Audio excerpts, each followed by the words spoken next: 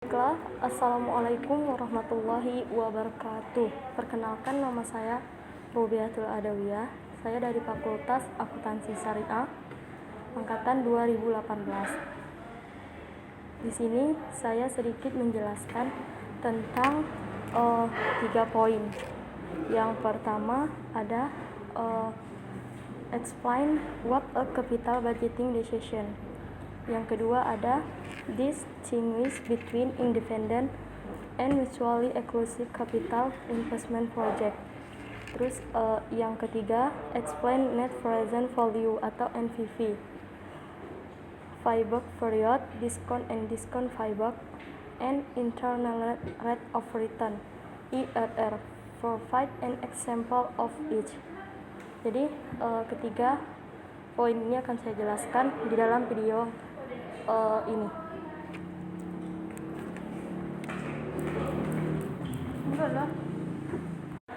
Yang pertama itu kan tidak apa-apa.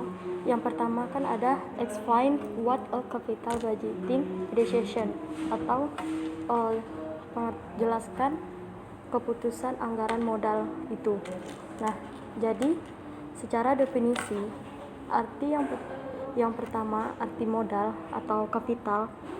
Modal adalah hal yang menunjukkan aktiva tetap yang digunakan untuk produksi. Sedangkan anggaran atau budgeting merupakan sebuah rencana rinci yang menyaksikan aliran kas masuk dan aliran kas keluar selama beberapa periode pada saat yang akan datang. Jadi, capital budgeting adalah garis besar rencana pengeluaran aktiva tetap serta proses evaluasi dan pemilihan investasi jangka panjang yang konsisten terhadap maksimalisasi tujuan perusahaan. Nah, kemudian apa sih pentingnya dari penganggaran modal tersebut? Yaitu ada 3. Yang pertama, kehilangan fleksibilitas perusahaan. Yang kedua, kualitas penambahan aktiva. Yang ketiga, pentingnya pengeluaran modal. Nah, selanjutnya tahap-tahap capital budgeting. Yang pertama, ada ide gagasan suatu proyek atau investasi. Yang kedua, biaya proyek atau nilai investasi harus ditentukan. Yang ketiga, manajemen harus dapat menentukan struktur modal atau capital struktur. Yang keempat, manajemen harus menentukan biaya modal. Yang kelima, manajemen harus memperkirakan arus kas yang diharapkan dari proyek termasuk nilai akhir dari aset. Yang keenam, risiko arus kas proyek harus diestimasi atau menggunakan distribusi probabilitas arus kas. Yang ketujuh, dengan menggunakan nilai waktu uang, arus kas masuk yang diharapkan digunakan untuk memperkirakan nilai properti. Yang kedelapan, menilai kelayakan proyek atau investasi dengan mempertimbangkan nilai sekarang dari arus kas yang diharapkan dibandingkan dengan biaya. Dari capital budgeting, dia memiliki 5 metode, yaitu metode average rate of return atau yang dikenal dengan ARR. Yang kedua, metode payback period atau PP. Yang ketiga, metode present value atau NPV. Yang keempat ada metode benefit cost ratio atau B atau C ratio.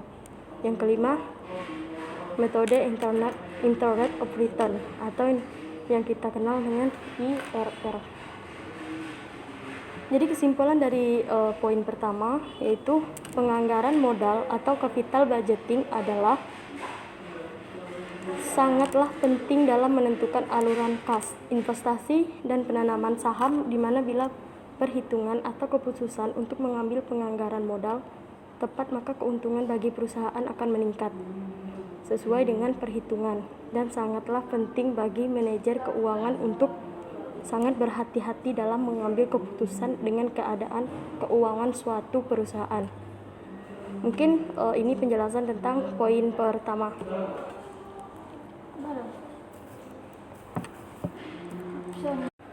Kemudian poin yang kedua, keputusan investasi modal atau capital investment decision berkaitan dengan proses perencanaan, penetapan tujuan, dan prioritas. Pengaturan pendanaan dan penggunaan kriteria tertentu untuk memilih aktiva jangka panjang. Karena keputusan investasi modal menempatkan sebagian sumber daya perusahaan pada risiko, sehingga keputusan investasi modal adalah keputusan yang amat penting yang diambil oleh para manajer.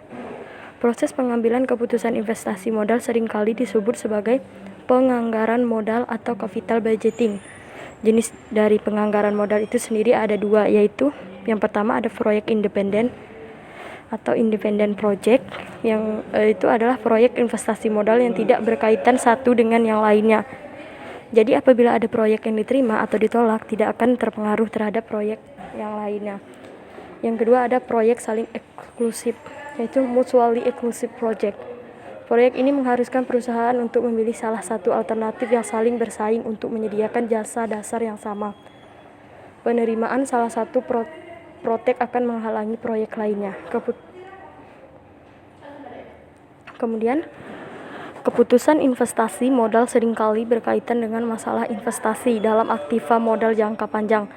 Pada umumnya, modal yang baik akan menghasilkan kembali modal awal sepanjang umumnya, dan pada saat yang sama menghasilkan pengembalian yang cukup atas investasi awal.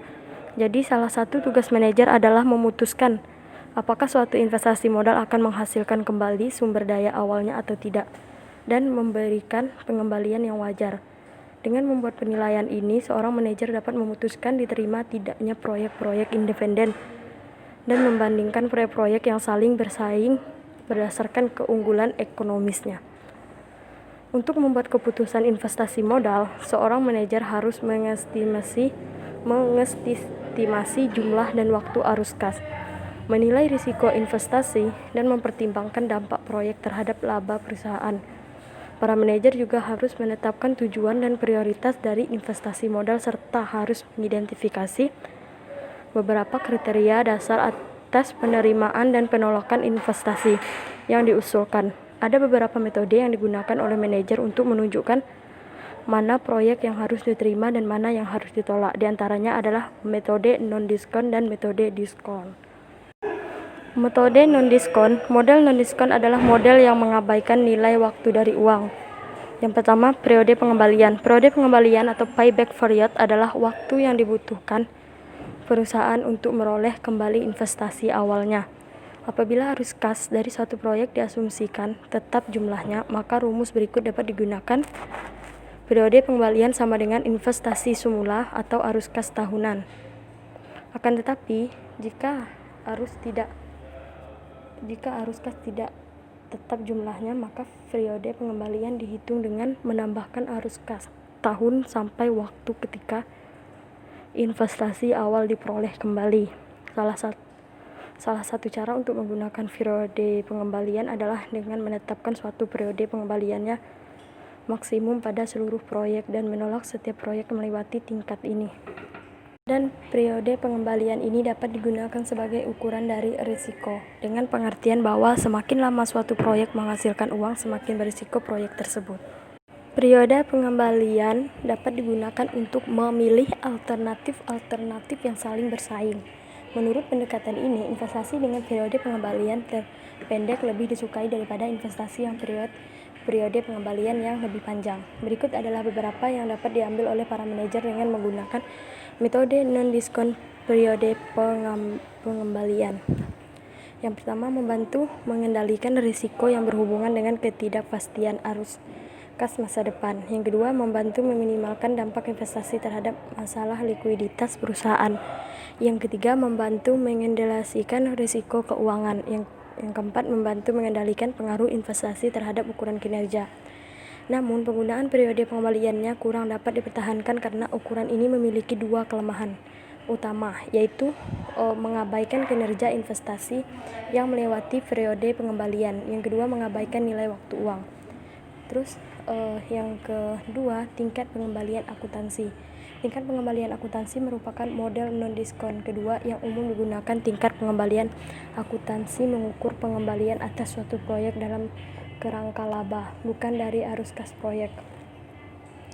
Rumus perhitungan tingkat pengembalian akuntansi adalah sebagai berikut. Tingkat pengembalian akuntansi dibagi laba rata-rata atau investasi awal atau rata-rata investasi rata-rata. Investasi awal plus nilai sisa per 2. Terus bagian yang kedua itu modal diskon. Model ini secara eksplisit mempertimbangkan nilai waktu dari uang dan memasukkan konsep diskon arus kas masuk dan arus kas keluar.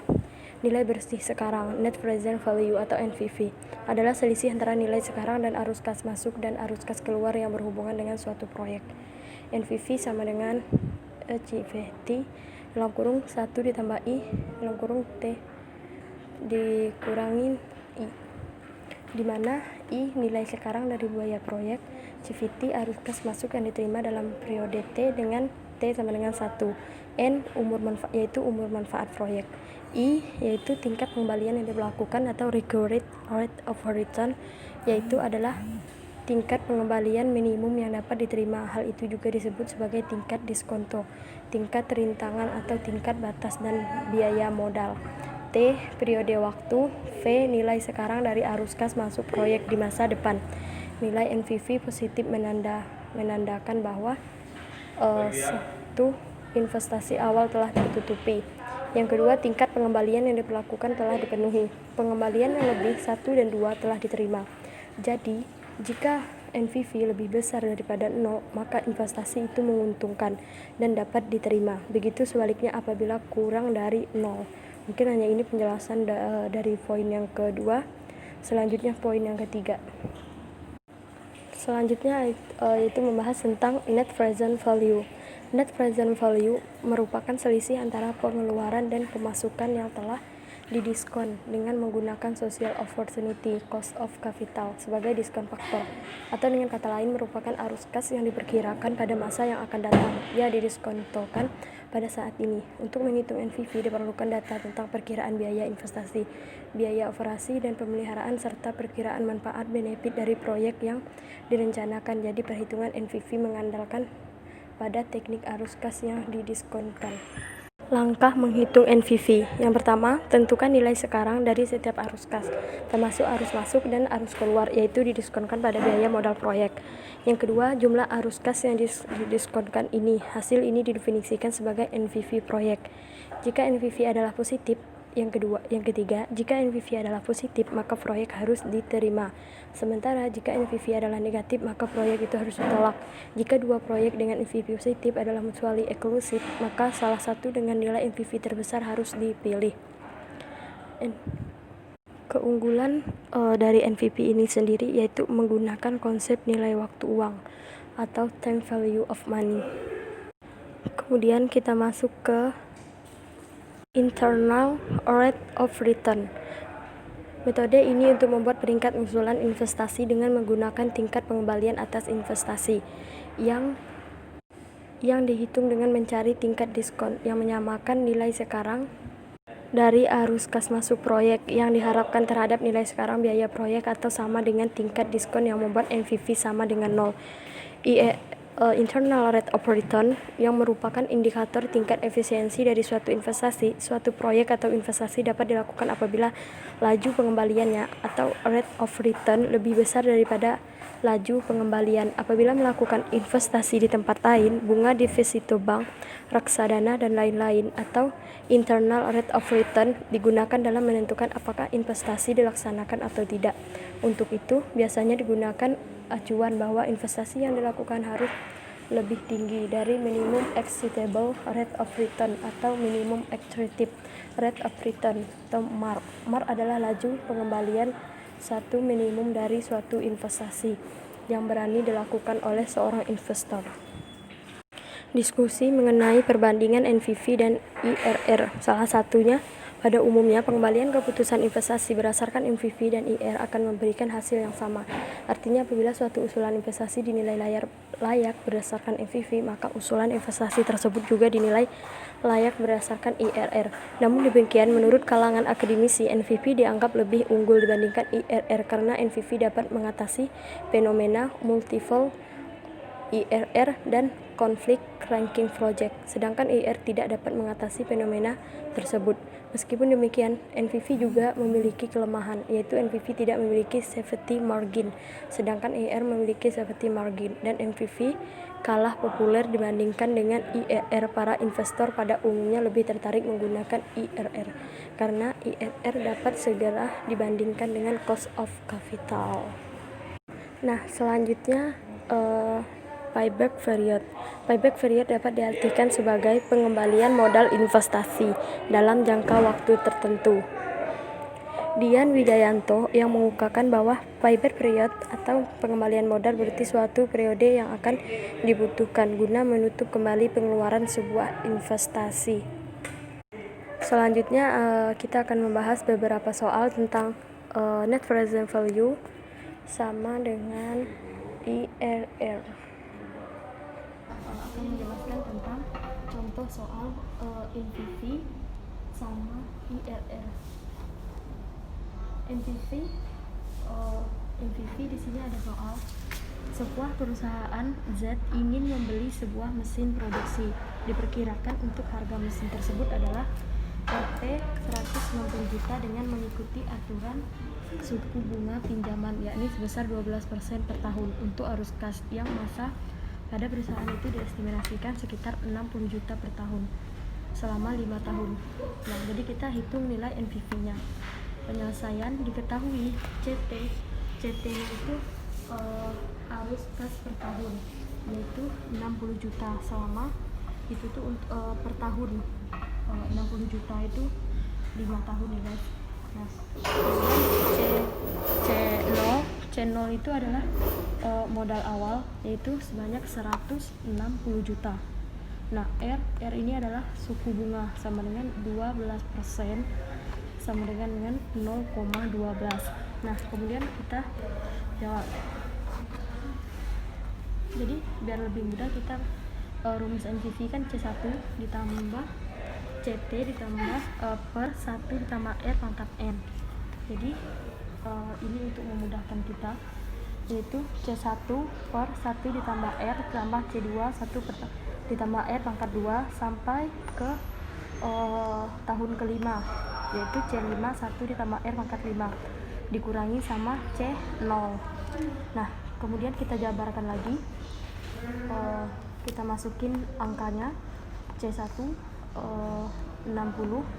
kan setiap kan ada selama 5 tahun, jadi setiap tahun itu 60 juta. Jadi C1 nya 60, satunya tetap ditambah R nya kan 12%, jadi 0,12.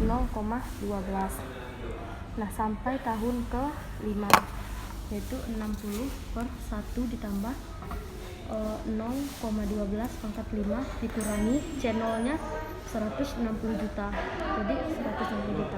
Kemudian kita jabarkan lagi, 60 per 1 ditambah 0,12 hasilnya 53,57. 60 per 1 ditambah 0,12 pangkat 2 hasilnya 47,83. 60 per 1 ditambah 0,12 pangkat 3 hasilnya 42,71. Kemudian 60 per 1 ditambah 0,12 pangkat 4 hasilnya 38,13. Kemudian 60 per 1 ditambah 0,12 pangkat 5 hasilnya 34,05. Kemudian dikurang sama C0 yaitu 160 juta. Jadi hasil 53,57 ditambah 47,83 ditambah 4271 ditambah 38,13 ditambah 3405 dikurangi sama C0 160. Jadi hasilnya 56,29. Jadi nilai untuk NPV-nya adalah 56,29 juta. Jadi selanjutnya kita masuki contoh soal yang kedua, yaitu tentang IRR. Nah, di sini ada contoh soal sebuah perusahaan sedang mempertimbangkan untuk menanamkan modal sebesar 100 juta untuk sebuah peralatan dengan umur 3 tahun. Barang baru tersebut akan meningkatkan produksi yang cukup untuk meningkatkan arus kas sebanyak 25 juta pada tahun pertama. Arus kas juga akan meningkat 50 juta di tahun kedua dan menjadi 75 juta di tahun terakhir. Catatan, setelah 3 tahun peralatan yang harus memiliki nilai 0. Jawab, terus masukkan biaya awal dalam satu sel sebagai angka negatif. Kemudian selanjutnya masukkan masing-masing nilai arus kas 3 tahun meningkat karena angka positif dalam 3 sel. Terakhir, di sel lain, gunakan rumus IRR pada 4 sel sebelum yang menunjukkan arus kas pembelian. IRR untuk proyek akan muncul di sel itu. Begini tampilannya ya guys. Nah, jadi investasi awal 100 juta, terus tahun pertama mengembalikan 25 juta, terus tahun kedua mengembalikan 50 juta, tahun ketiga mengembalikan 75 juta. Rumus IRR di sel kanan bawah adalah IRR B4 sama dengan B7. Dalam hal ini, IRR adalah 19%, artinya tingkat diskon ini menghasilkan NPV 0, mengingat investasi awal dan arus kas berikutnya selama umur peralatan. Dengan asumsi biaya modal bisnis kurang dari 19%, ini bisa menjadi investasi yang baik. Jika Anda membandingkan investasi 19% itu harus mengalahkan IRR pada investasi yang bersaing. IRR dapat membantu mengetahui jumlah pengembalian investasi yang akan diterima. Data ini juga dapat membantu mengetahui investasi yang akan berkinerja lebih baik daripada yang lain. IRR memang tidak sempurna sebab tidak mempertimbangkan jumlah total pengembalian, hanya tingkat pengembalian. Meskipun demikian, IRR masih bisa menjadi alat keuangan yang berguna. Agar prediksi lebih sempurna, maka pebisnis bisa menggunakan IRR bersama dengan beberapa perhitungan lain sebelum melakukan investasi.